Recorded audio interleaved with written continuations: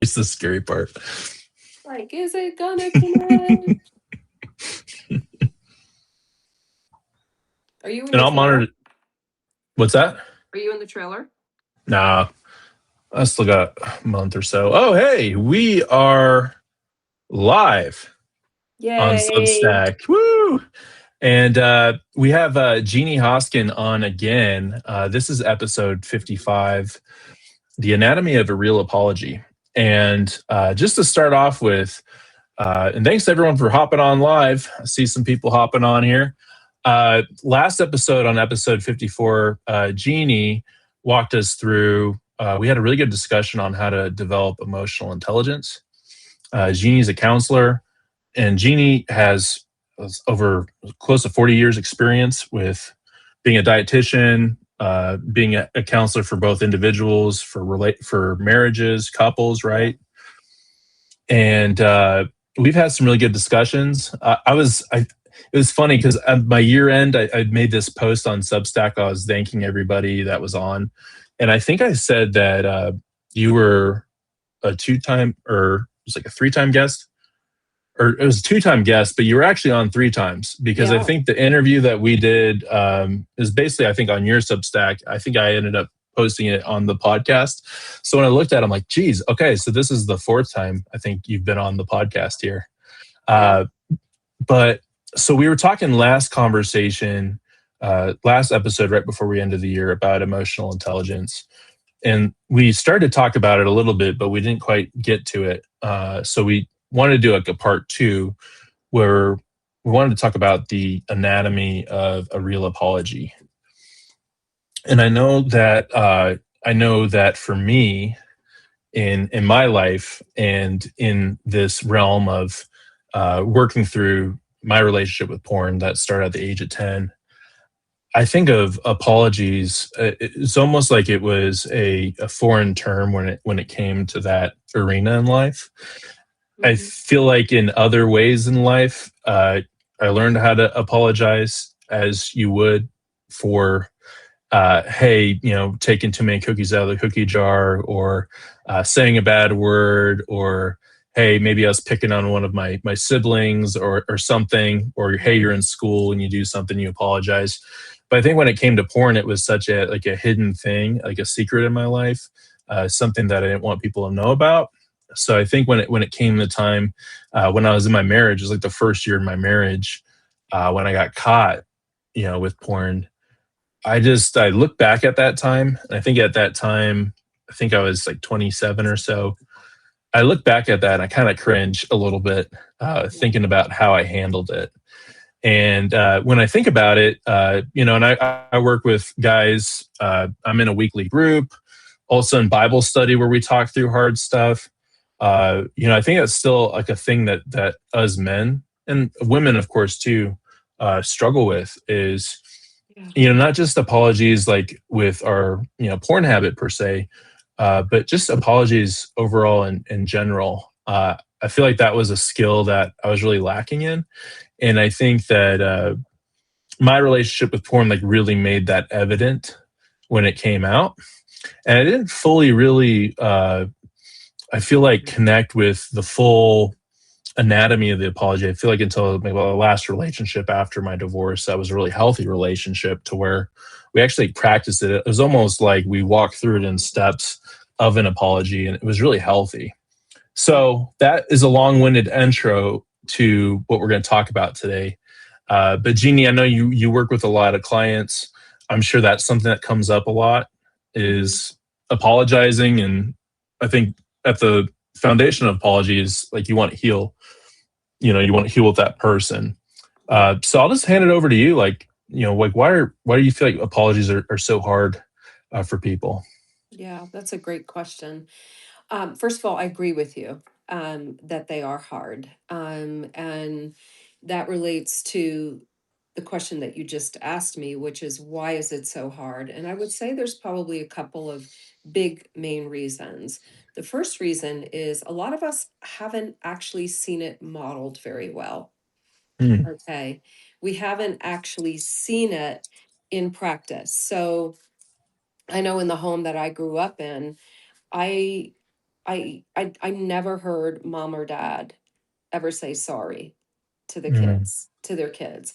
I heard it once from my dad, and that's when he caused me to bleed because of a beating I got. And I think he got, kind of shocked. And I was shocked when he came in to apologize, but I never heard it modeled. And mm, so when you don't see a model of repair in your own home growing up, it's very hard to do that because we learn a lot of times by watching. So that would be the first thing, is it's not modeled. And it's mm, actually a really vital element of parenting, is learning how to say sorry, because obviously parents are not perfect. They make mistakes, and kids don't need their parents to be perfect. What they need is parents who know how to repair, to be able to mm. say, ugh, gosh, I got that wrong. I am so sorry. You were scared when dad yelled at you, and I get it. Can we try that again? Okay, so that's what we need from our parents, but we don't see it happen. And then, therefore, it's like, how do we do it? It's kind of like what we were talking about last week, which leads me into my point two, which is if we don't have a family that is emotionally intelligent, in other words, teaches us how to recognize what's happening inside of us and to be able to name it and process it. It's a very similar thing to the apology. If we don't see Mm, it, if it's not modeled, it's hard for us.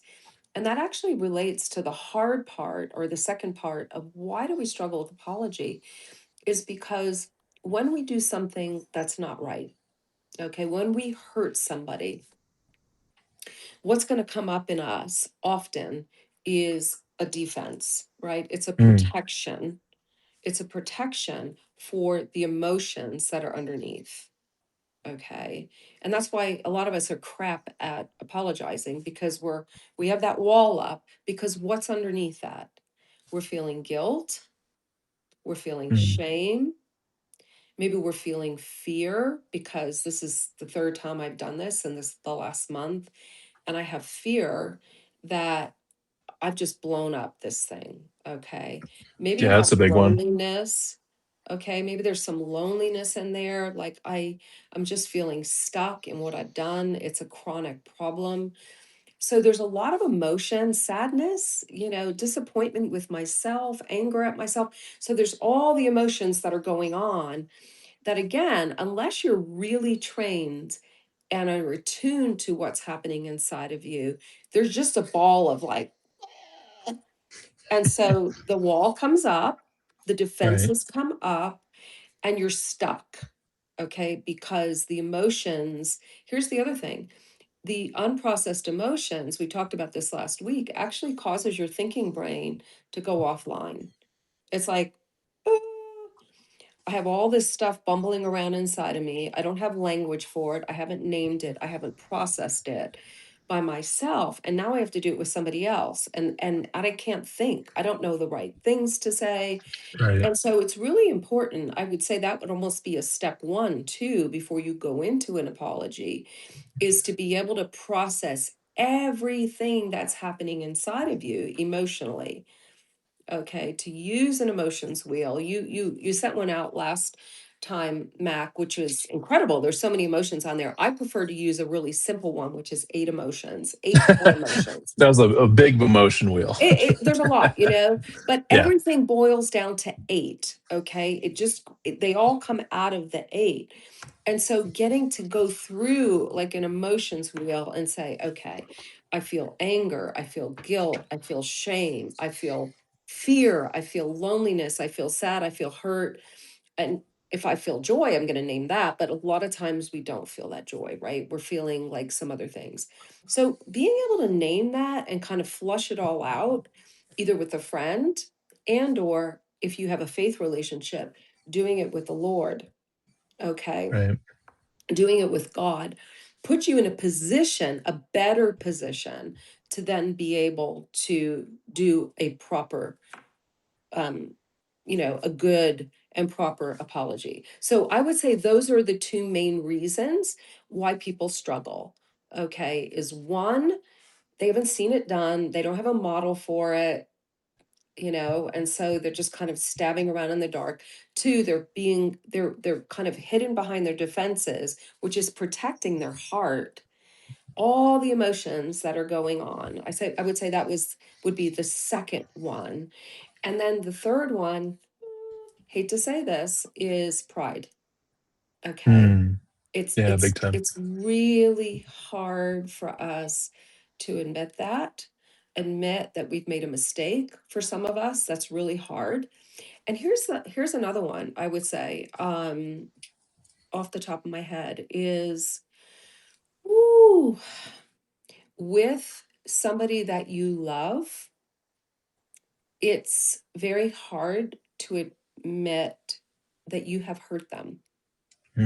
Yeah, that's a big one. Okay. And I think that's the nature of an addiction a lot of times, which is why in a 12-step program, one of the steps is I need to actually go to all the people that I have hurt. We don't Yeah. want to face that. It's like, la, la, la, la, la. No, no, no. This isn't hurting anybody. This is just me and my, phone or whatever.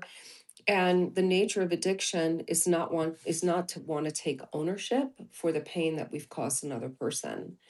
And so that is hard. It is really hard. And I know, Matt, you have said that to me before. It's like you still struggle at times dealing with the pain that you caused your ex-wife, somebody that you loved and cared very much for, but didn't fully appreciate what was happening for her.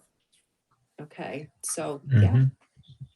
yeah, Yeah, and and I remember too, it was like an overwhelming feeling, I think initially when it hit me of how much pain I was causing, that like you were talking about, it's like you kind of freeze up because you have all these internal emotions to where you feel so terrible that you are really truly hurting the person that you love, and it's through the actions that you've taken, right? And I with porn, it's something that I did in secret, and then I'd lie about it. And yeah, typically, I mean, I remember she used to tell me like the lie is more hurtful. yeah, Like it just the like lying to me about it and not being honest about it, right? right. But yeah, like you were saying, I think um, not really truly like taking the time or maybe having the thought process to really think through it first and be like, okay, like what emotions am I feeling about this? And I Yeah, think a lot of the times, honestly, it was fear because I think how everything really, I think, started early in the marriage, I'd say it was like very rough. That moment of her finding out all of that, like it was a really rough moment because it was only like 6 to 7 months into the marriage, when that happened, and kind of in that honeymoon stage, and I just remember like that was the introduction into it, and I remember I handled it very terribly. I got really defensive. It was yeah, almost like her fault that she found out about it, that she was asking about it. And I look back at that, and that still caused me just to wince a little bit, yeah, that I treated her that way. But I think a lot of it came from just not having that emotional intelligence built up, like we yeah, talked about last episode.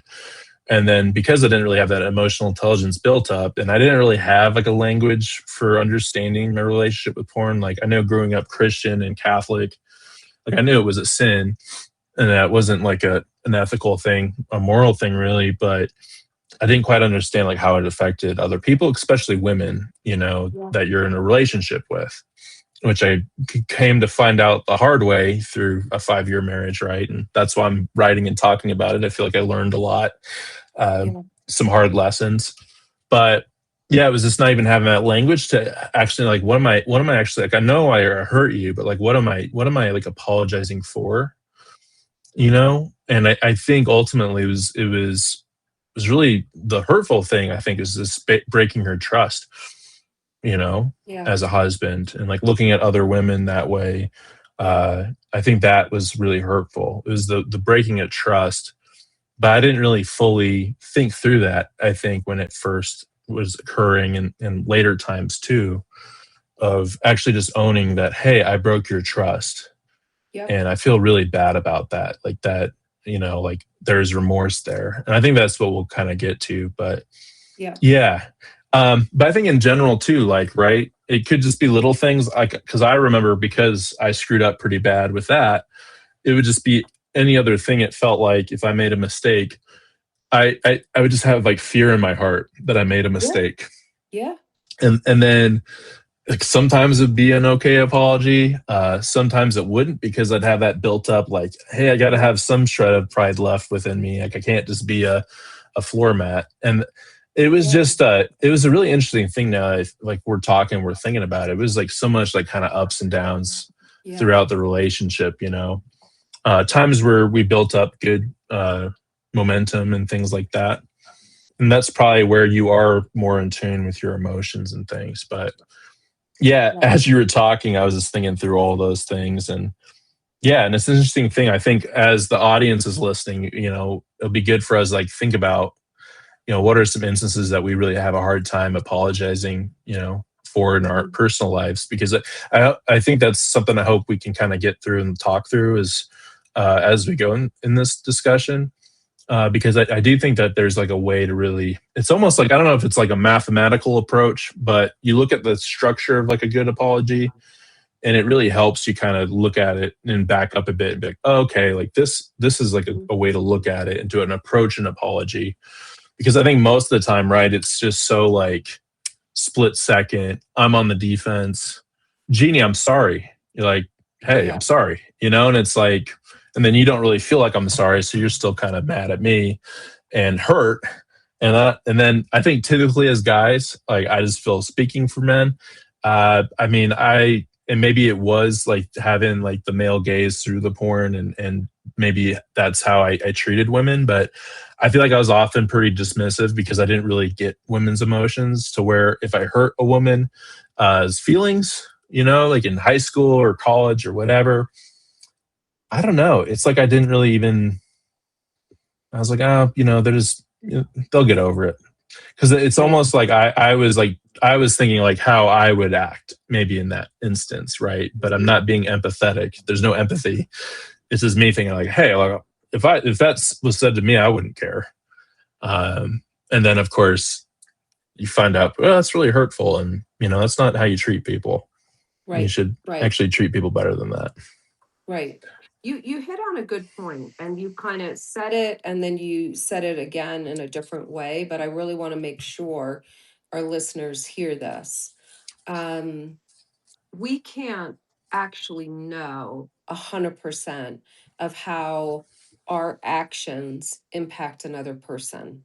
Mm, Okay, like you were saying, I didn't I kind of didn't get it. It's like, part of it is your defensiveness, part of it is you're like you're on high alert, you're just trying to like cope with the swarm of emotions you're feeling. So you just kind of blurt out, I'm sorry. You don't even really know what you're sorry for. Are you sorry for getting caught? Like, I mean, you know what I'm saying? that's Like, typically what it was. you're just like in this panic. And so part of this process, we already said it's really important you have time to prepare yourself for proper apology. You need to flush out all of the emotions that you're dealing with. Okay, you might even be feeling angry at the person because you got caught, and you need to name that and you need to get it out before you try to do this apology, because then that anger is coming out like, well, you shouldn't have been on my phone, or you shouldn't have walked in on me, or you shouldn't, like crazy stuff that people do. I'm talking about Hmm. specifically porn here. So flushing Totally. out, but then going in with the idea of, I'm going to go in to listen to this Mm, person first. mm, Tell me the impact that my porn has had on you. Okay. What has that done to you? And then you listen without defensiveness. Now, if you've done your homework and you've processed through your emotions, and I'm going to put a plug in here for spirituality, you've dealt with your own guilt and shame. If you have a relationship with God, you go to him first right. and you say, you know what, God, I messed up. I don't want to be doing this. I don't want to be doing it. And I did it again. And I'm so sorry. And you get right with God. Okay. You get right with Him first, because the Bible tells us if you have a relationship with Jesus and you confess your sin, it's as far as the east is from the west. That's how far our sin is from us. It says that in Psalm 103. And so you can walk into that place of needing to repair the relationship, knowing that as far as God goes, your sin has been washed from you. So you're not going in there like, I'm an asshole. I'm sorry to say that, but like, I'm a Right. jerk. I'm this, I'm that. You're like, and Right. maybe your behavior was that, but taking time with God to say, God, I need you to lift me up. I need you to heal me so that I can be a place of healing for this person that I just hurt. Right. Okay. So there's some pre-work before the apology. It's processing Totally. your emotion, it's going into God, and then you're in a place to say, hey, I hurt you and I want to hear about it. What was that like for you? What are you going through? Because that gives you the information you need for doing the steps of a proper apology. And you're going to get into this. We're going to get into this. But part of it is naming the hurt, naming what happened. Well, you may not know. It's like, yeah, I hurt you. Specifically, how did I hurt you? You tell me. It's like, I trusted you. You lied to me. Like all of the things, so that when it's time to say, okay, I want to acknowledge the impact that my mistake has had on you. And then you repeat back what that person just said to you, because she told you and you listened without defensiveness. Okay. Oh yeah. Without Yeah. without the yeah but you didn't, no, no, no. And that's why you have to do this pre-work, because if you go in there and you haven't done the pre-work, then all of a sudden she's telling you, well, I feel so this and I feel ashamed and I'm ashamed of myself. Am I not enough for you? And it's like, oh my gosh, there's a litany of things that, because you're not a woman or you're not the partner, or you're not whatever, you may not understand what I just did, what that Hmm. caused her. But the apology is that much more powerful when you can name it. Okay. And again, like you said, Mac, I didn't get it exactly. Like, yeah, I heard her kind of. I mean, I think I heard her. She says she's hurt. But when you can name the full extent of it, that makes the apology that much Yeah. more powerful. Okay. That's a great way of putting it. And I mean, because as you're talking, I don't know if anyone else does this while you're listening, but it's like I have like flashbacks and I can like feel it inside. But I just remember we had this TV room, and it was like the couch was like the place where I still remember it. Really difficult conversations happened. And I can remember like my body just felt like Oh, almost sometimes like flush if I was like angry and I didn't like work on that before, because I think it's okay too to be able to take a second and get some space. That's kind of what I learned, at least in my personal life, is if I'm feeling a certain way, hey, let me take a break.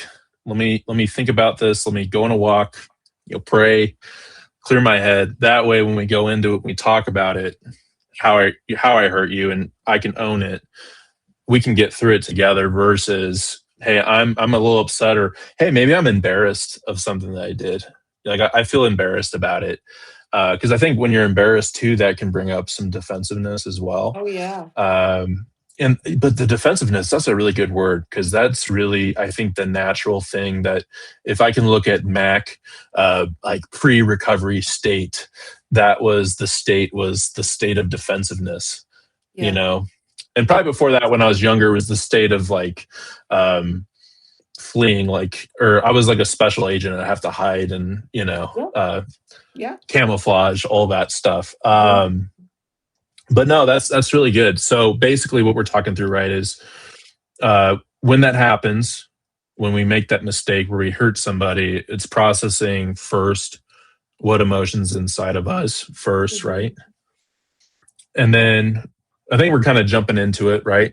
Uh, what I have listed, and we have like a little outline that we built out, but I think it's like the first thing is like we're talking about is you're naming it, you're owning it. So you have ownership. Yeah. It's kind of the first step is owning like what I did. So I have it, for example, like when we're talking about porn uses, like I lied to you about my porn use. Hmm. That's totally calling out that, hey, I lied to you about this. And it's owning like what I did. Yeah. Um, and it's not deflection. Hmm. One thing that I catch a lot, uh, just working with people or just from all the work I've done is like when people say like, well, I'm sorry you feel that way. Right. Like there's so many ways that apology can say. Like when you hear it coming off the tongue, you're like, or it wasn't my intention. Yeah. I'm sorry, but um, or hey, I already said sorry. Those are things that just come up that to me they're like deflections, they're Oh, minimizations, yep. and especially with somebody that we love, right? Like it could be our girlfriend, boyfriend, husband, wife, friend, family. Like that's an important relationship, and if we caused hurt, it's important to own it. Yeah. You know. So that's any extra context you like wanted to add on that for the ownership piece. Yeah. I would say being able to own it without minimizing. Okay. Well, it was just this one time, or it was, however you want to minimize it. I would say that's not cool. A good apology doesn't minimize, it doesn't justify. Okay. If it's, let's say it's a husband and wife or boyfriend and girlfriend or whatever it is, and it's like, hey, you know what? Like, we haven't had sex in like 3 weeks. Like, what'd you expect? Mm. So then you're putting it on. It's like you're You're putting it on them. you're putting it on them. You're not taking responsibility for what you did. You're deflecting and blaming, justifying it. Mm. You're justifying it or shifting, or like you said, I didn't intend to. I didn't know there was going to be, like scantily clad women at this thing, and I got triggered, and all of a sudden it's like you're justifying. It's like, don't do it. The first step is owning it without an excuse. Okay. Yeah, that's a. Mhm. Can I interrupt real quick? Yeah. That's kind of a change I see whenever I'm like working with people or talking with people is um, there's this word I might mess it up, but it was in one of the recovery groups we were in, and someone's like, I walked into this or I fell into something, and then and you know what? The more I think about it, I think I was saying it, and then I caught myself, and I said, I didn't fall into anything. Like it's me. Hi. Yeah. Like it's me doing it. Like Yeah. I made a decision at some point, and I know with porn, I think we get really good at saying, "Oh well, I didn't know." I didn't that one click. I didn't mean to click. I meant to click that one thing. Blah blah. But it's like at the very deep down in our minds, it's like yeah, you knew what you were doing, and it's like when you can get to that quicker and just say it. It's so freeing just to say, yeah, I made the decision to go to that porn website and I didn't Yes. talk to you about it for a week. And I lied about it when you asked me. And I know that's wrong and that hurt you. But it's such a Yeah. better way to come at it than all the things that you just explained.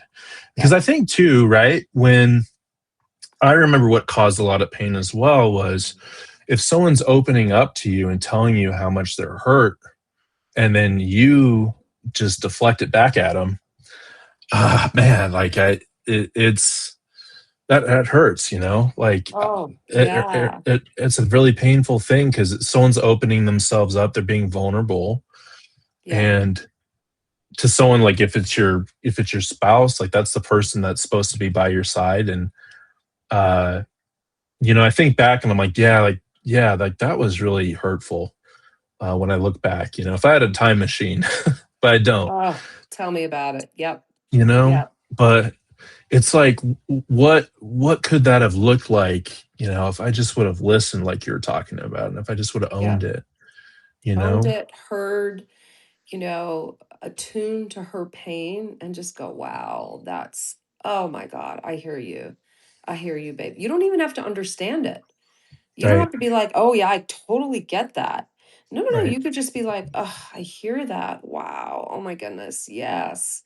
Ugh, yeah, just kind of tuning, listening, letting her or him, whoever you've hurt.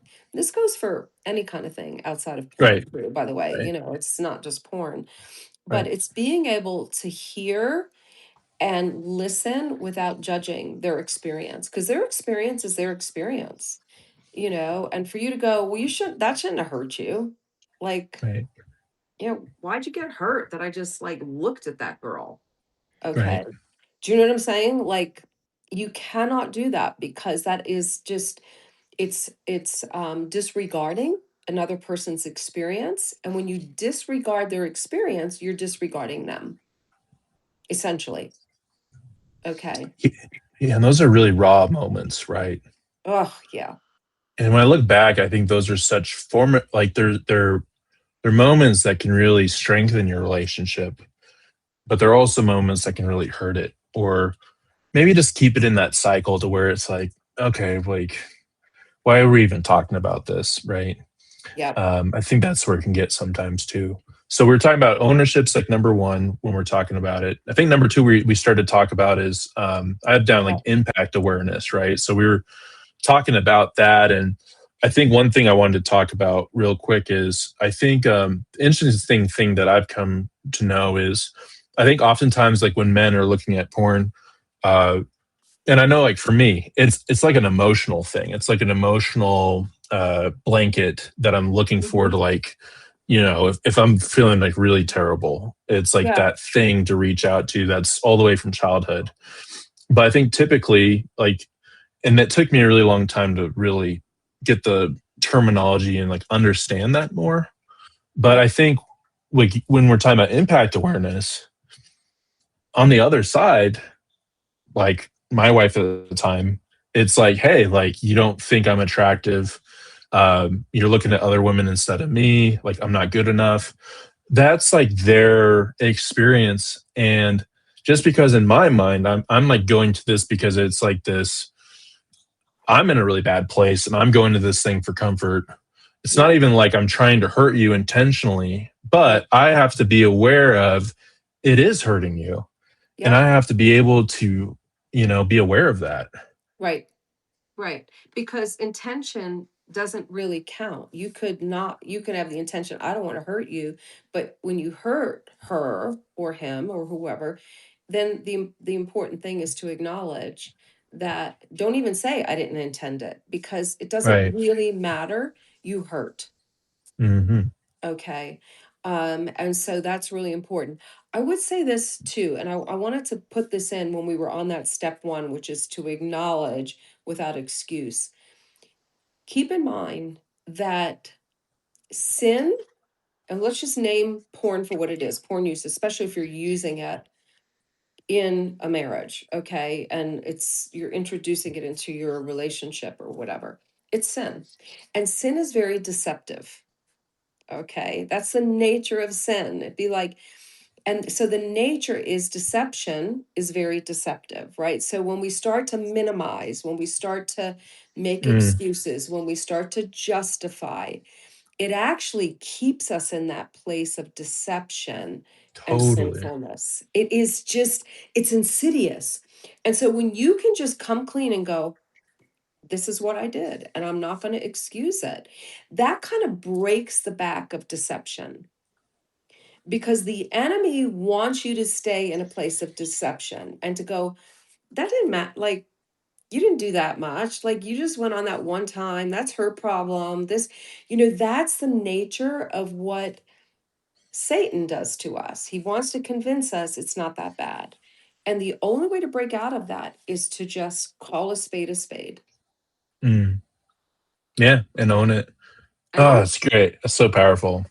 I love Yeah, that yeah, because yeah, I think when you're in that cycle of lying, because that's what it is like we're lying, and we're lying to ourselves. I yeah. mean, there was a long time in my life where uh, I just it's almost like I just came I settled for a little bit to where I'm like, I'm not even gonna think about it. I'm just gonna do it. I'm not gonna apologize about it. I'm Oh just gonna yeah. do it. And oh my gosh, like what it affected everything in my life, Oh really. God. Yep. And it slowly affects like your character Hmm. because I mean, people that know me were like always like, hey, like that guy, his word is good. And it was like I'd follow through on everything except for this one part of my life that I was being Yeah. very dishonest about, right? And then it all came to a head, right? And of course, if y'all don't know, I went through a divorce back in 2023. I was married for 5 years. Big part of like why I do this podcast and talk about it because I lived through that. I don't want other people to. Um, but no, that's really big, Jeannie, because I think how else can we really break it but repenting and saying, hey, this is what I did. Yeah. Yeah. And that breaks the back of the deception. Because here's the other part of the deception. And you witness this when you're like, screw it, I'm just gonna do it. I'm not even gonna think about it. I'm not gonna Right. it that's the nature of sin. You can't just keep it over in this one little area and just think, oh, I'm just doing my little thing over here because it infiltrates. Okay. That deceit infiltrates everywhere. And before you know it, you're not a person of integrity anywhere. That you're saying, yeah, I'm going to show up, dude. And then all of a sudden you're not showing up, or you're not doing the thing, or you're not kind to other people, or you're because once that door is open to darkness, darkness isn't happy to just stay in that one little corner. Darkness wants to own you. Mm, Okay. And so that's why the antidote that is to own it. Okay. So, I mean, I'm going to bring this in because I think it's important. Anybody on here that's of faith, when King David, this is in the Old Testament, mm. he slept with a nut. Now he was a man after God's own heart. He's one of the pillars of the faith, right? But he slept with another man's wife, Bathsheba. And it didn't stop there. The dude then like had her husband killed. I mean, it was just like crazy how this thing Yeah. went, you know? And it wasn't until he went before God and he said, God, I have sinned before you. And he took ownership for what he did. He didn't try to make an excuse. Oh, she was bathing on the roof. Like she shouldn't have been up there. She was in my field of view. Like She was I wasn't looking for that. Like anyway, so that's why when we can just like take all that justification, all the minimization, all of that down, and you get to it, that's actually for you as much as it is for the person you're apologizing to. Okay. And Mm. it's not to do with porn. It's like, I lost my temper and I yelled at you. Not Yeah, you because made this me yell at you because you didn't do this and you didn't do that. right. So I got upset and no, no, no. I lost my temper and I yelled at you and I shouldn't have done that. Period. Yeah, I'll own up. There was something. My dad and I had some political disagreement, and I got like really like just said something that I probably shouldn't have. And it wasn't towards him; it was just towards this thing. And I remember like walking, up to him and like shaking his hand and said, "Hey, I didn't react the right way, and I'm sorry. Like that was out of line." And hey, we Yeah. settled it like that night, just said, hey, like I shouldn't have done Yeah. that. Yeah. And yeah, that changed the whole atmosphere in the room. Yeah. And but it took a second to like create some space. Um, Yeah. you Yeah. know, Yeah. but it, Because when your yeah, emotions are on, when you're agitated, when you're feeling that way, you've got to get into a place of emotional regulation. mm, Okay. And so you do that. I'll keep going back to what we talked about last time, which is emotional intelligence. You start to recognize what's all this swirl that's happening inside of me. You start to name it, you start to process it. Okay. And sometimes you need to do more because it's like your blood is pumping right. and you've had your body is now in that fight, flight, flee mode. Okay. So you need to get back in regulation, and you can do that any number of ways, but deep breathing, you can go exercise, you can move, humming can help. So there's a bunch of different ways you can look that up of how do I get into that place of rest and, a place of rest. And then you're in a position to help do the proper apology. Mm, Okay. Don't apologize too soon. That's what I would say. Some people are mm, just like, that's a good I tip. just want to apologize. I just want to get out of this guilt. And as a way to kind of cover up my emotions, no, no, no, no. Okay. A proper apology takes some time. Yeah, because I think I Mhm. used to just think like sorry was like the magic word. Oh my gosh. Yeah. And then throughout my marriage, I was like, I'm, I hate this word.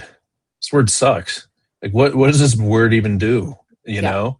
And Yeah. I think I started to figure out like this, I'm not even using the word like how it should be used. Yeah. And through therapy and couples counseling, like I learned a lot to be like, oh, Yeah. yeah, I wasn't Yeah. even really apologizing. I was just saying a word thinking that she'd be okay with it. And Yeah. that wasn't My the get out of case. jail free card. I'm just going to say sorry. But Yeah, here's sorry. you Yeah. don't know what you're sorry for. How can you say Yeah. sorry when you don't know what you're sorry for? And that's why taking that time to say, tell me about what that was like for you when Mm. you learned I was using porn. Tell me how you feel about that. Tell me what's going on for you. Ooh, just that alone can bring a sense of safety and connection. Yeah, and I would say as a guy too, like just be humble and you might hear some things that are gonna hurt because you're gonna be like, wow, like I didn't know that hurt you so bad. Um, it took me some time, I remember, Yeah. because she definitely didn't hold back on that. And you got to be able to hear it from Hmm. their point of view, and Right. not get defensive about it, because that was a Right. really hard thing for me, because it's almost like you feel like you think I'm a bad person, but really they're just saying like this is how you hurt me. Not because hey you're a bad man or you meant to do it, but this is like you said, hurt is hurt. It's not intent. Right. And that's I think what I'd hide behind initially was it wasn't my intent to hurt you. I didn't mean to. But Yeah. like you're saying, really important, hurt is hurt. So Yeah. you gotta hear the other side of it. You gotta listen. Right. Um, Right. I want to pause real quick here yeah. because I just want to highlight something that could make this whole process more challenging. Let's say you're the one apologizing, right? And Okay. you've done your prep work. You've done your y- emotional processing. If you're have a relationship with God, you've gone to God, you've apologized, you've received forgiveness, and now you're in a position to be like, I'm going to do my cool apology. I'm going to just listen to her. I'm not going to Yeah. justify. I'm going to do the thing. And she literally, we're gonna assume it's a husband and wife thing or boyfriend, girlfriend. She unloads, when you're like, tell me what that was like for you. Tell me about what was going on for you. You may be like, whoa, okay. You may get like Yeah. Right. lots of like name calling, because of the pain that's up in her, because we can't assume she's done this work. Like, you That's can't true too. assume, like, she's processed her emotions and, done all that thing. She maybe be like, okay, I'm gonna just like let you have it. I'm in pain and now I'm gonna hurt you. Yep, And that did so happen sometimes. it does happen. And Yep. you get accusation, you get all of that, whatever. And so you've got to be prepared for that. And at the same time, have some tools in your back pocket that can help kind of get you into a position where you can go back to the initial intention. Mm, So it may be where you're getting a mouthful. Ooh, you're getting all kinds of whoo, ha, ha, ha. And where you just say, oh my gosh, I hear all of that anger. I hear your anger. Whoa, that's a lot. Okay, it's a lot. I know there's a lot going on. I'm just wondering because I really want to hear about emotionally how that was impacting you. Okay, because her telling you that you're this and you're that and name calling and all of that isn't actually telling you what's happening in her heart. She's just Mm. attacking. Okay. Right. So the emotional intelligence part, it's like, well, what emotion Exactly. is it? Exactly. So being able to say, I hear all of that anger. I completely get it. I just wonder because I really want to hear underneath all that anger, what was going on for you? Would it be okay that we take a walk together and just let you breathe a little bit? Because I really want to get what's underneath that. Mm. So, you know what? You don't want to tell her, like, simmer down, like, Yeah. whatever, like, because now she's just whatever. She's dysregulated. She's dysregulated. Sure. She's triggered. She's whatever. And so helping her get into a place where you can say, I want to really hear this. And it's hard for me to hear what's happening in your heart when you're name calling. I get it. You're mad at me. Completely hear that. Okay. But how are we going to get you to a point where you can tell me about your pain, the hurt, the fear, all the things that are going on there? That's what I want to hear, babe. That's what I want to hear. Okay. So I just want to brief that because Yeah. this is real life. Okay. Yeah. So, Yeah. and this may be the fifth time this has happened. And she's just like, plus, we don't know what her history is. And she might have a real history of abuse and baggage and all of that. And so you may be getting stuff that has nothing to do with you. Yeah. And I Okay. think too, like on a woman's like I think sometimes the defense mechanism can be to be very cutting. I think at least in my experience, I think women have a sometimes that can be like the way that, they can get that across maybe as a defense mechanism too. Yes. And I think Mhm. it's like you said, being able to de-escalate in a way where you're not attacking them or getting defensive, but you're like Yeah. redirecting it back to like I truly want to understand like how you're Yeah. feeling it and Yeah. because you are making the apology, right? And I think at the heart of it, right, the apology is it's to heal, it's to restore. And I Yes. think when you are yeah, when you are apologizing, right, like that's what you're bringing to the table is hopefully, right, if we're doing this in good with like the proper steps in mind and like you're saying, like we're processing our emotions.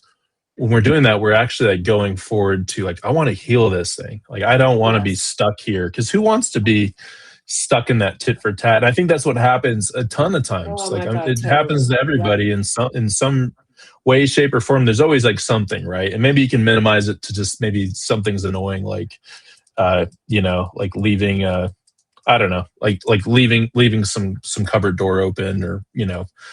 my dad, my parents is always like if I close the microwave too hard, that'd always be something. But there's always something, right, that you Right. you might have to apologize for. So just to bring it back, so we've got, and that was great points, and we could circle back if there's something you want to talk to, but so we've got you know processing what's going on inside of you, uh, taking ownership of the hurt, the hurt, Mm-hmm. and then impact awareness. So that's really having them and also naming how that affected them. Mm-hmm. It's not about your intent, it's about that person that Mm-hmm. was hurt. Right. Um, and I would say, an important thing I think I just wrote down is like just an example is like you could just say, like, I see how that my actions made you feel betrayed, unsafe, unsure if you can trust me. It's like naming like the impact of Yes. what I did. Yep. Yep. Yep. Yep. And Um, if you don't know, again, what we said is if you don't know right. the impact, ask. And to be honest, most of us don't know what the impact is. We just think, oh, I hurt you. Okay, there's a lot more than that. Okay. There might be, I have so much fear that I'm not good enough for you. I feel lonely in this marriage. I feel sad that we're dealing with this. I feel guilt and shame that I'm not enough for you. I mean, and this would be an emotionally intelligent person telling you this. Okay. A lot of times, what you're just going to get is blasted with anger because anger often is a secondary emotion. It's covering up the hurt, it's covering up the Mm, sadness, the loneliness, the fear. And so, as someone that's trying to get what was the impact, you might have to say, I hear the anger. What else? What else is happening for you? So they can Mm. get underneath what that anger is. So that's that's kind of the next step, is that acknowledging the impact. You have to listen for it. You've got to get underneath the anger, because it's like, I'm just so mad at you. You've hurt me. Da da da da da. It's like getting to a point like, tell me all the stuff. Because for a woman, there's a lot going on, a lot of fear, a lot of guilt, get a little shame, that kind of thing. Yeah. So, okay. So, next So step. right in the next step. Okay. So the next step. Oh man, this one took me a while as well. All of these did really in my life, but remorse, Yeah. and not shame, which I think if there's ever been like a word that I probably struggled with the most in my life, is shame. It's just, Yeah. it's like my lifelong mission just to conquer shame, that word, Right. because that's something I've struggled with for such a long time in my life. And I know, like, when I was going through the hard parts of marriage, it was just, shame was like a chain on me. It was like my shame Right. chain. It was just dragging me down all the time. And I think when Yes. a lot of the times when I was apologizing, it was like more out of like the shame that I felt than actually like Yes. the remorse. And Yeah. I think just for me, like with remorse, I think remorse is more of an outward thing, to where somebody can truly sense that, you feel pretty bad about what you did. And Mhm. because you see what the impact was, and Right. you have empathy for that. Like, you have that emotional connection to, Right. wow, like I can see the look on, Jeannie's face right now. Like, I really hurt her.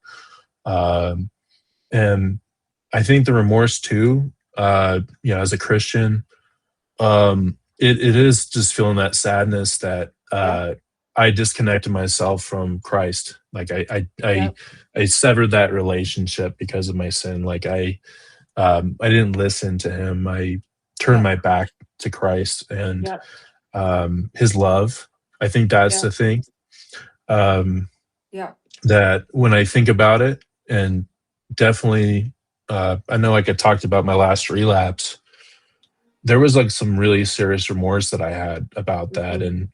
And not like it was like I was happy that I had it, but thinking back, it like really was like an emotion Hmm. that, made me feel like, okay, like you're in touch, like with your Yes. emotions, like you're in touch. Like, Yes.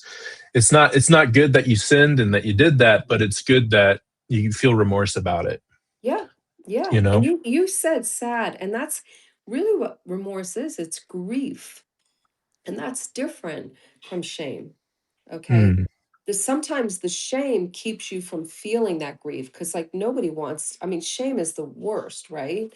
I hate shame. It just makes you want to hide. Yeah, But what shame is a messenger, and right. the message that shame is giving you is, here's the difference. Okay. If it's a godly message, it's like, you're better than that. Son, you're better than that. Come higher. Okay. That's not who you are. I'm calling you higher. All right. That can be a message of shame. If shame leads to condemnation, Mm, okay, then that's like, you're terrible. You are the worst person ever. How could you do that? You did that thing, you hurt her, and it pushes you down. So that's the difference. Shame can bring you to conviction, which is calling you higher. It's like, that's not who I am. That's not who God made me to be. I'm a man of integrity. I don't, God's calling you out of that place. Conviction, or is that condemnation, pushes you down. That's from the enemy. God doesn't mm. he doesn't condemn. That's the enemy. That's what Satan does. God convicts and says, son, that's not who you are. Come out of that place. Come out of that pig pen. Come on home. Okay. That's a great point. Yeah, and it's like, I think there can be like a lot of self-pity too when we stay in that place, Yep. instead of just having like that regret of, what I did. And like you're saying, that didn't align with my values. That didn't align with who I am. It Yeah. was like out of my character.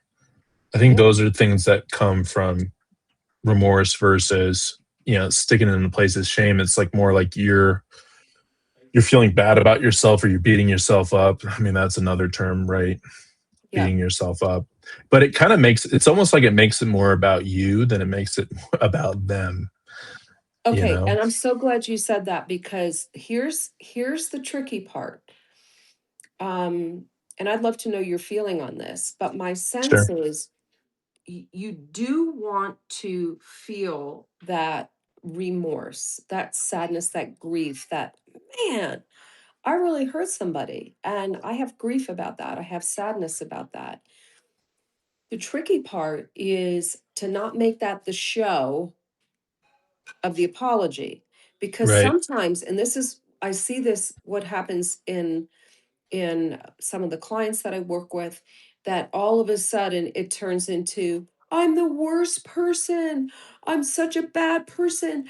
I hurt you so bad. And then all of a sudden, the person that was injured feels manipulated into then comforting them. Okay. Right. Do you know what I'm saying? Yeah. Like, Yeah. Yeah. the Hmm. the godly sorrow is something that you actually process with God. Godly sorrow with God. You can actually say, I have so much guilt and shame that I have done this to you. I have a lot of pain that I have hurt you so much. But where you're really grieving about it and you want to let that out and have God restore you, because it's the godly sorrow that should be calling you higher. And God saying, okay, let's wash this off, son. Let me call you higher. This isn't who you are. At the end of that grieving, God can restore you. Okay. It's not your spouse's job to restore you and comfort you, because they're the ones that are there to receive the apology. Right. That's such a great point because I definitely lived through that at times where I was so beat myself so much up to the point, I think, where she was just looking at me like, hey, like the tables were turned, like Yeah. you're the one that's supposed to be giving an apology. And now I Yeah. feel like bad for you because you just sank to this level. So Yeah. I think that's a great point there. So it's the remorse. And I think that you can't really have the remorse, right? If you don't, like steps 1 and 2, it's like if you're not owning it, you're not seeing what the impact is, then Yeah. it's like, how are we supposed to feel that remorse in the Right. first place? Right. Um, Yeah. and and then we've got three more. Yep. So I've got responsibility without conditions. Um, so basically, I think what that is, it's like I'm giving like this apology to you, and I'm not like expecting you to like forgive me right away, or that something I learned too is that some people's healing, it's not all like linear. Right. It's Hmm. it's and I think, and like what I've learned through like just working in this space, like with porn and stuff, is I think often for women it's a lot longer of a healing journey depending on like what happened, the Right. extent of it. But I think oftentimes guys, like I mean, I think my therapist told me this once, is like we do a good job like compartmentalizing. Like you were talking about, like I compartmentalized my sin, or I thought I was like, I was putting it like in a box and I was like, okay, that sin's over there. Everything Yeah. else is fine. I compartmentalized it, right? I think that's what men do a lot with things, Yeah. is like, and maybe it's kind of like the built into like going to battle and going to war. It's like, well, I can't really think about that now. I got to Right. like put that away. Yep. But I think in this world that we live in, it's like, um, I think for men, it's like we think like we can kind of just get over things quickly, or that's what we think. And sometimes we can expect that for like our spouse or girlfriend, is like, hey, I'm going through this apology. I think sometimes I'd be like, man, like sometimes I get kind of frustrated. I mean, like it's been like a year and then this thing comes up, you know? And I think that's the important part, is like you're taking responsibility for the hurt that you cause. You're not putting any like timeline demands on it to say, hey, Right. but a year from now, like I never want to hear about this again, or Yeah. or like I want to be forgiven at this certain part. I think Yeah. it's putting it that down like with humility and just saying Right. like, hey, like you don't like Yeah. you don't owe me anything. Like I'm giving this apology to you because I mean it, you Right. know? Right. And it's up to the other person to decide if they want to release forgiveness. Okay. Mm, And when they want to do that. And so demanding, well, girl, I said sorry, like get over it. That actually is not helpful for apologizing. That actually causes a lot of hurt and pain. Okay. So that's part of this next step that you're talking about. But the other part, and you didn't say this word exactly, but I'm going to use the word repentance. mm. Repentance means I'm turning away from this thing. Like, if you're going to do a genuine apology, it's not like I'm just sorry that I did this thing now, but I have no intention of changing anything. That's not a genuine apology. Okay, because a genuine apology actually needs to include repentance and turning. Like, I can see that this hurt you, and this is my plan to not let this Oh, happen again. So in other words, you're giving that person that you hurt, this is what I need to do to change. And I'm going to put this stuff on my phone, and I'm going to join a support group. And these are all the things. There's no guarantee that you won't do it again because recovery is a process. But a genuine apology is like, I don't want to do this anymore. Okay. that's great. Yeah, because that's actually I think that's what I had was the next step that we went into. So that's a good segue. So Okay. basically, Perfect. Yeah. it's yeah, no, perfect. So it's responsibility without conditions, taking responsibility, Right. not putting any condition, and then like you were saying, the next step is having a repair plan, Right. um, behavioral change, right? And I think when it comes to porn, I remember the times that it was a good healing discussion. Because when I talk about things, right, and again, like I don't share everything that happened with because that's private stuff. But I think on the grand kind of big picture thing, it wasn't like the whole marriage was like I was just looking at porn all the time. Like I had like I think I had one time I was like 2 years sober with porn, right? So it's like there was times where there was healing. Those times came like when I remember I had this one time where I think she was on a trip. I looked at I think it was like just got into some show with nudity. I remember when she got back, I told her about it right away.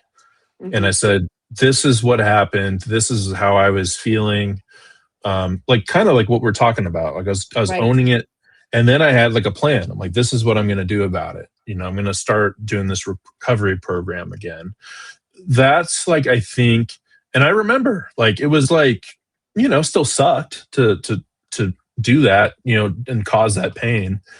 But I mean, it was like we got back on the right foot, chemistry wise with things with trust because I was able to own it and not deflect and then have actual concrete steps. Right.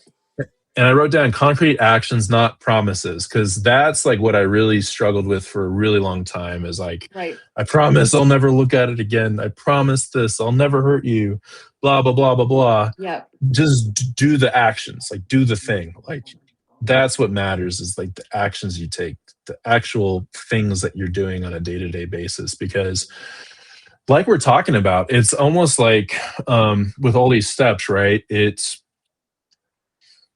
I just picture like the guy apologizing to the girl, and the whole time, like I think the woman can kind of tell, like this is BS, or okay, like he actually means it. And I think most of the time, it's when you stick to more owning and like actions, and you do it, and and then the healing comes as like the byproduct of the actions that you're taking and the steps that you're taking.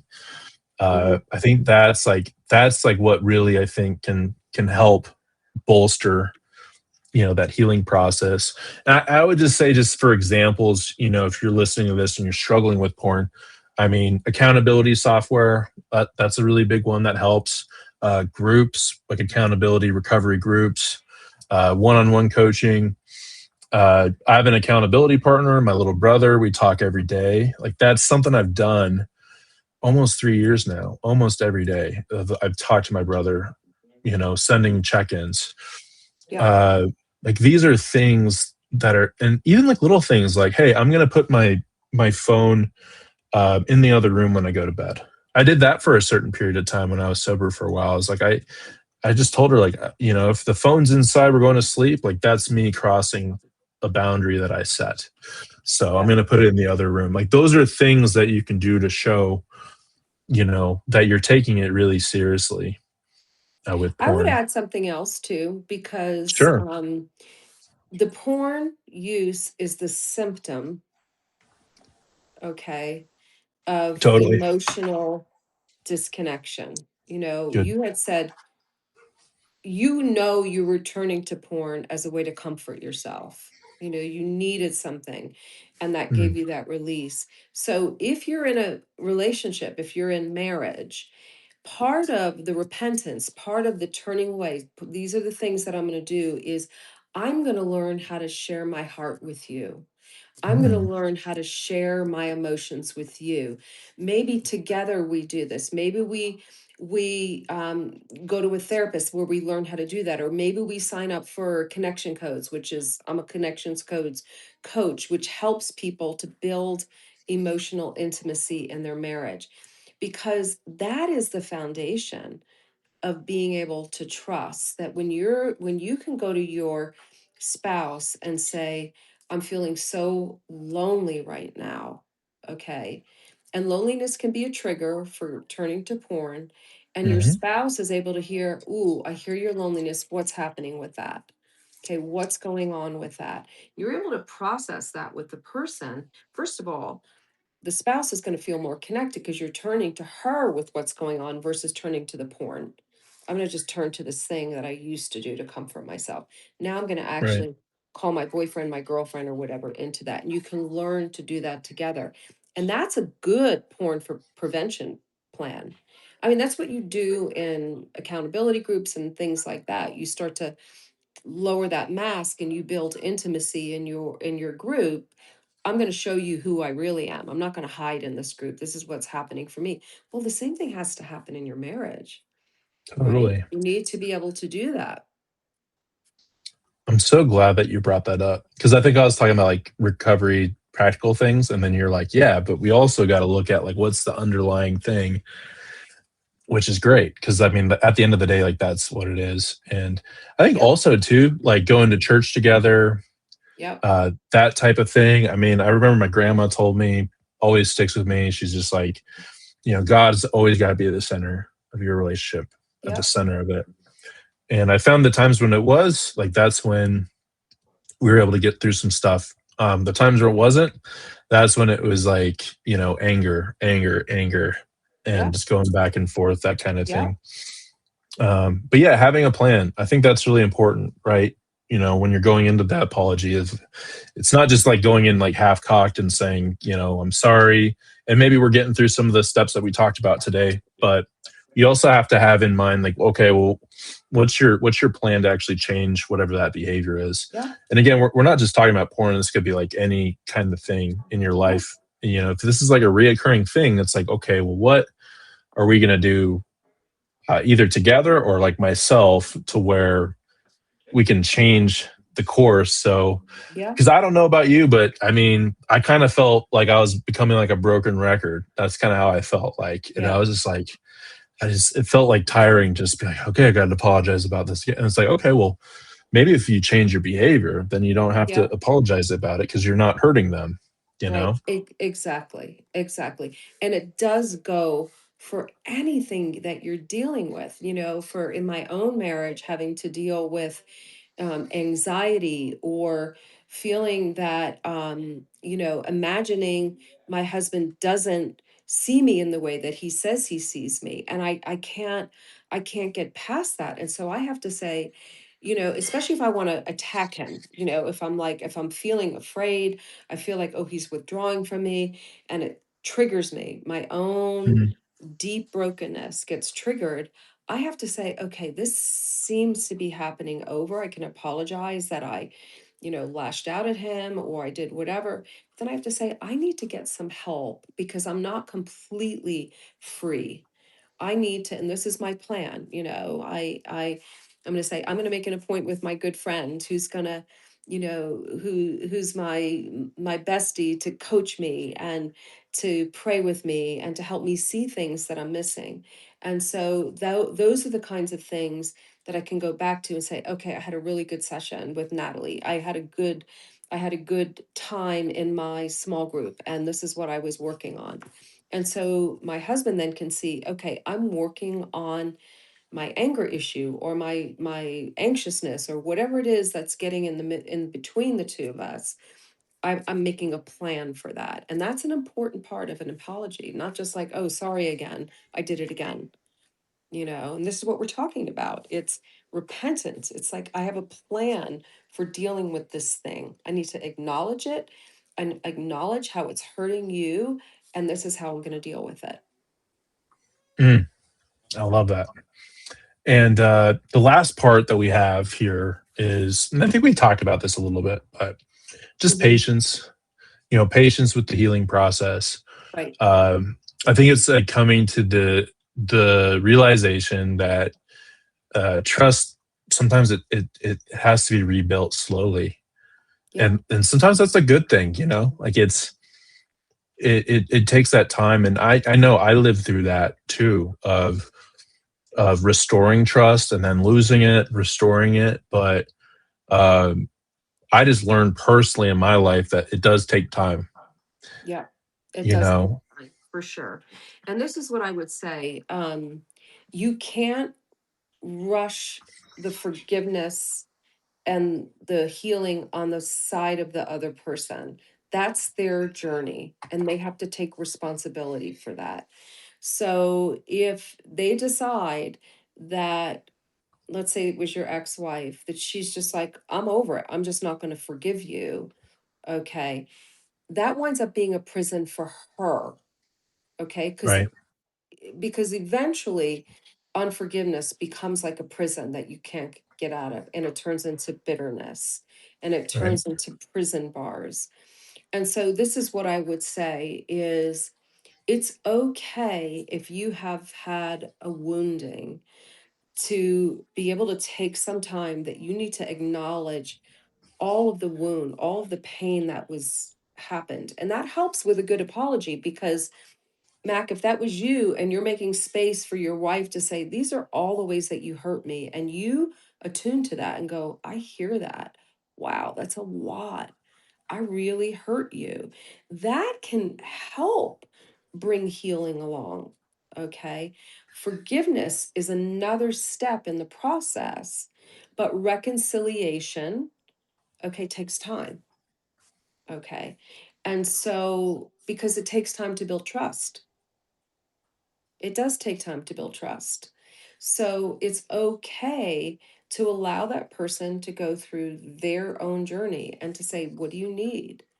And if that person who you hurt needs to go over it all over it again and go, man, I'm still feeling so much pain, I'm still feeling so much anger, and you got to go, I hear that. Not like, girl, how many Mhm. times are you going to tell me about your pain and your anger? I Right. mean, you have to help hold that for her. And if it's like years and years and she's still stuck, she really needs to get probably some help with that. Okay. Right. And I don't know what that journey looks like. Everybody is different, but just because you apologize doesn't mean it's all done now.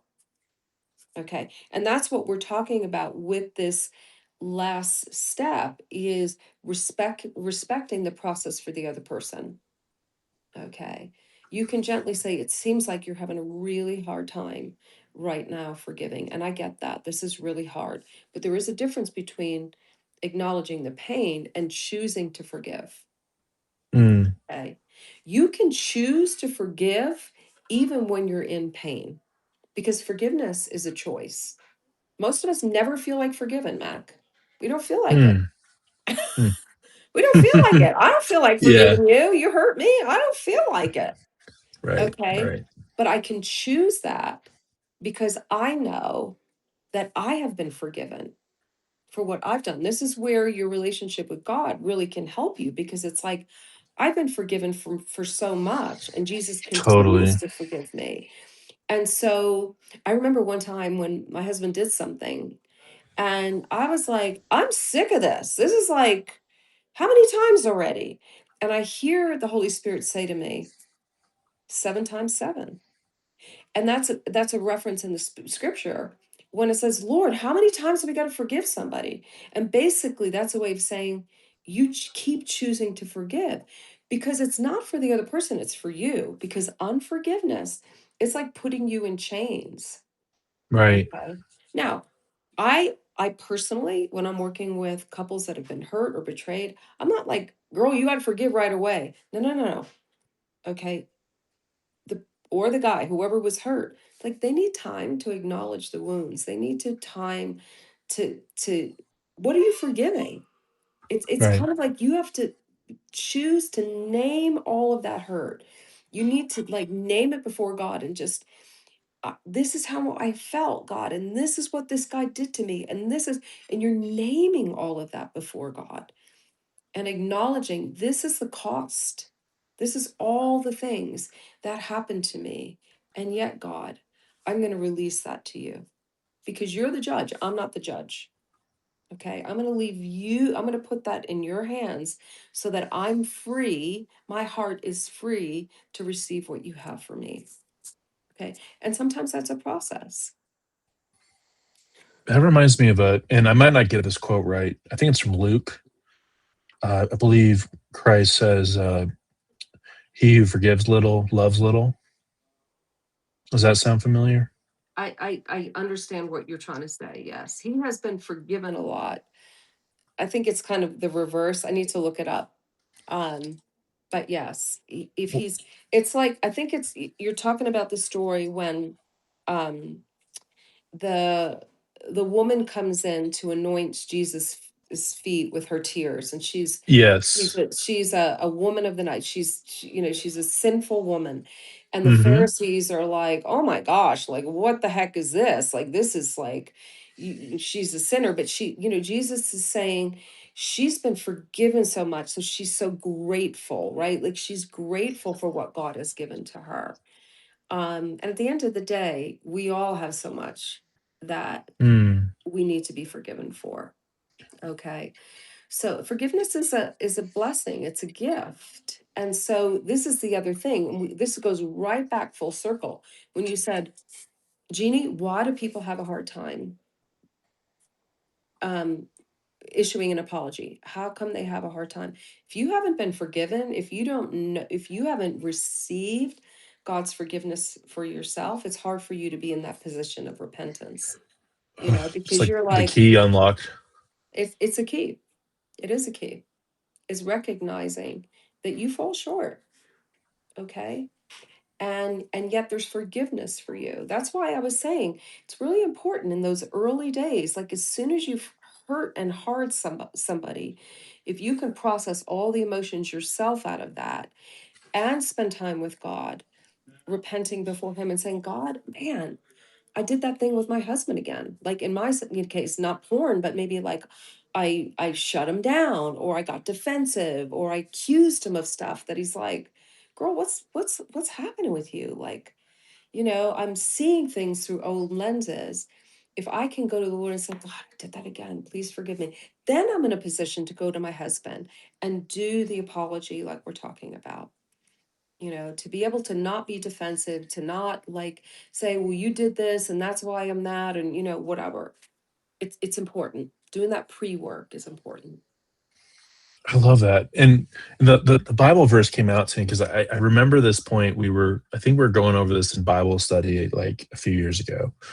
And it hit me like when I was reading it, I was like, how can I even ask for forgiveness or forgive somebody if I haven't even asked for forgiveness from Christ? You know? Yeah. And that really is like accepting like Christ in my heart, right? Yeah. Because he Yeah. died for our sins. And I don't know. I felt like that came out, that quote, because Yeah. I it like really hit me. Like the way I thought about it was like, wow, like if I can't even ask for forgiveness from Christ, like how can I even forgive myself? And Dude, I'm just like this is living with it. this chain of shame, and it's like Yeah, I live with it because it's like I wasn't asking like Christ for forgiveness first, totally. you Here's know? another key. Wow. That is such a key. If you have a relationship with the Lord through Jesus, obviously is the Lord, but and you can first come before him and say, this is how I messed up, God. And I need you to forgive me and wash me clean.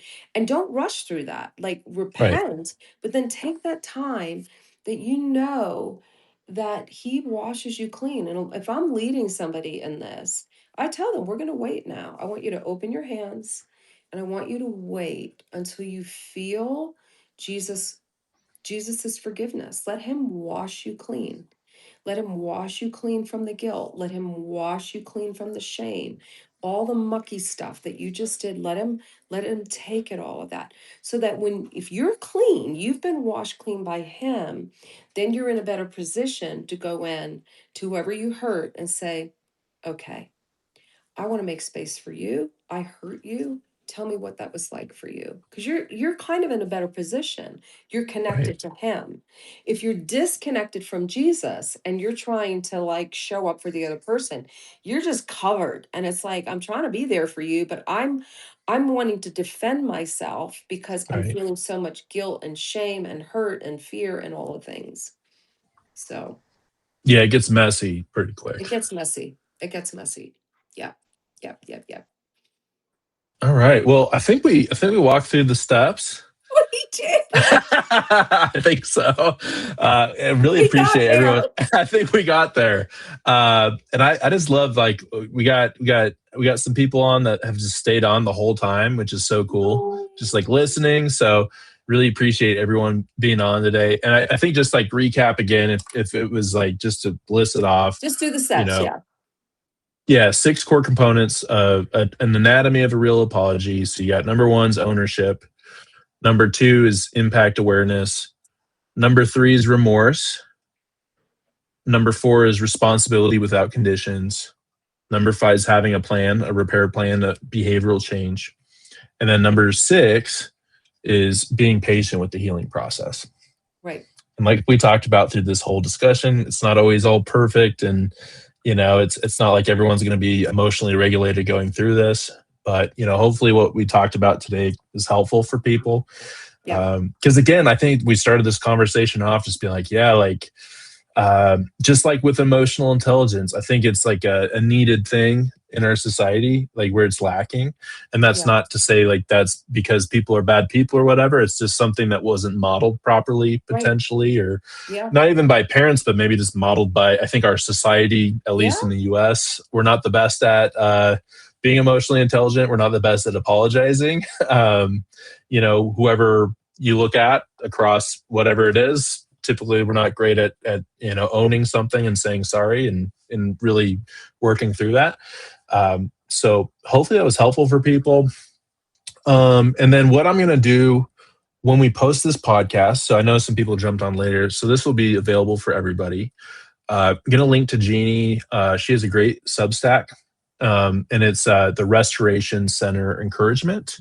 And then Jeanie also has a business that you and your husband work together on. It's restorationcenter.life. And you can book a call with Jeanie. And I know it's individual, it's Yeah. couples. And then I think you were talking about connection. Was it connection codes? Yeah. Connection codes. And you can get to connection codes through my website or just go directly to connection codes. Let's see, dot US. Just put in connection codes. And it's a tool. Okay. It is a tool for building emotional connection. All right, that I think is fabulous. It's helped me in my own marriage to become more emotionally aware and connected to my husband. And I think it's something we all need because most of us are just like, we have no idea what's going on inside of ourselves. The more emotional awareness that we have, then we can actually be in a position to hold space for other people's emotions. Okay, because We don't get to decide how they're feeling. Their feeling is their feeling, and they'll teach you how to hold space for somebody that's saying, I have pain, without being defensive, without, telling they're wrong. That is disconnecting. So yeah, those are all the resources. They're all there. So Yeah, and I'll also put our previous conversations. So we were talking about yes. episode 54, which is the one before this. We did that right before the end of the year. Really, I mean, got so much good feedback from that episode. Just so many good things we talked about. And then we were on two previous podcasts before, and I can put that in. I think it Yeah. was episode 43. That one's kind of like me talking about my story, and you're like listening, and that felt like a therapy session where I was just like talking about, my journey. And then I believe episode 44. I'm trying to remember just off the top of my head. We talked about a ton of things there. I think Yeah. we dove into like I'm trying to remember now. I'm kind of putting myself on the spot, Don't worry. but People can look at it and find yeah, it. Yeah. we talked through some good things. Let's see, Hmm. healing porn addiction through emotional intimacies. That's where I was getting hung Right. up. Emotional intimacy, into Right. me you see. Uh, so a lot of good things with Jeanie. I'm sure we'll talk again soon. I love having you on. It's always I really love talking valuable. with you. It's so good and so practical, and it's so nice to be able to, part of the work that I do, as you know, Mac, is I'm very focused on us as whole beings. Right. We're not just physical beings, we're not just soul beings, which is our emotions and our will and our mind. And then there's the spirit part. And a lot of times when people are looking at porn addiction or recovering from that, they're just like, how do I stop using porn? But you actually have to look at the whole thing. You got to really look at what's happening in my heart. I have needs for comfort. I have need for intimacy. I have need for connection. And we're turning to porn to meet those needs. Those are valid needs, but it's not going to fill that hole in our hearts. And so part of recovery is dealing with that. That's why I'm saying an apology, and when you're doing that repentance piece, which means what am I going to do to make sure this doesn't happen again, it's like I need to work on my heart. I need to Mm, become more emotionally aware. mm, Okay, so yeah, love it. love And it. I know last time we ended on a prayer. Would you like to pray us out again I'd love as to we end? pray. Yeah, I'd love to Okay. pray. Yeah. Woo. So Lord, I just thank you so much. I thank you for Mac. I thank you, God, for his vulnerability, his willingness to share his story, Lord, that others can be set free from porn addictions. And not just that, Lord, but just to become more whole, more healed, and people that are walking in their true identity, that they're not defined, Lord, by their past mistakes, but they're actually defined by who you say they are. And so, God, I just pray that you would be with each person on this call, that whatever we spoke about today, if it wasn't from you, God, that it would fall away. But if there were good seeds, and I know there was a lot that came from you, that they would take root. And Lord, people would be hungry to know more freedom that comes by being more vulnerable, more humble, as Mac has been, more willing, Lord, to learn and grow, and that they would be agents of healing and repair in the world as they learn how to apologize, how to take responsibility for mistakes that they've made. And so, Lord, I ask that you would open people's eyes, open their ears, that they would receive from you, and that this would be marked down on their calendar as a shift in their trajectory for healing. And I pray this in Jesus' name. Amen. Amen. Well said. Well, Jeanie, always a Loved pleasure, it. and loved it. And hey, everyone, just hope you enjoy the rest of your week. And we'll see you soon. I've got another live stream, I believe, on Friday with Kyle Shepard. We're going to be talking about how to build resilience in a rut, how to get out of a rut. So that should be pretty good. And we'll have Jeanie on again soon, I'm sure. But everybody, much love, and keep fighting the good fight. Bye, everybody. Yeah. Bye bye. Bye.